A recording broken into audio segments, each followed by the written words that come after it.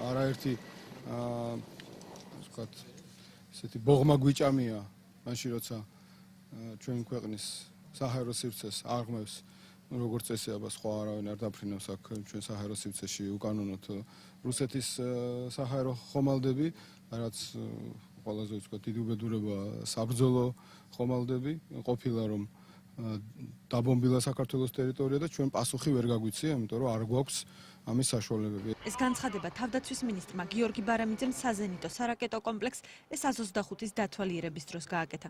კომპლექსს, რომელიც რამდენიმე წლის მანძილზე გაჩერებული იყო, 25 კილომეტრის რადიუსში შეუძლია სამიზნეს განადგურება.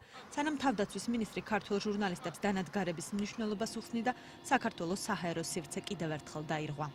Вошел со стороны Ростова, со стороны Чечни, Чеченской республики, Ростовской. Вектор скорости очень маленький был. Он находился на территории Грузии минут 5, не больше. Углубился на территорию Грузии не больше, чем 3 мили. საჰაერო სივრცის დარღვევის ფაქტი სპეციალურ რადარებზეც დაფიქსირდა. შოუმფრენ მან მცირე ზომის თვითმფრინავმა რუსეთის ფედერაციის მხრიდან საზღვრის დაღესტნის მონაკვეთი გადმოკვეთა და ლაგოდეხის მიმართულებით სოფელ კუფანოს თავზე დაფრინდა. თავდაცვის მინისტრი საჰაერო სივრცის დარღვევის ფაქტის შემდეგ ამ საკითხზე უკვე კიდევ ერთ კომენტარს აკეთებს.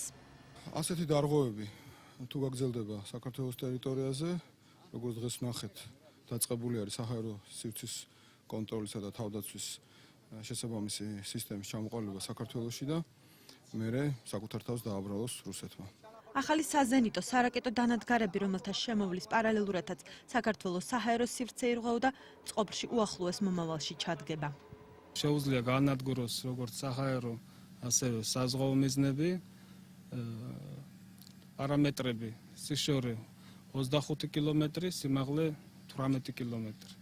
საზენიტო სარაკეტო კომპლექსის გახსნაზე მოწვეული არიან უცხოელი ექსპერტები, ასევე პრეზიდენტი სააკაშვილი, რომელიც პირადად დააჭერს თით სიმღილაკს, რომლითაც პირველი სასწავლო რაკეტის გაშვება მოხდება.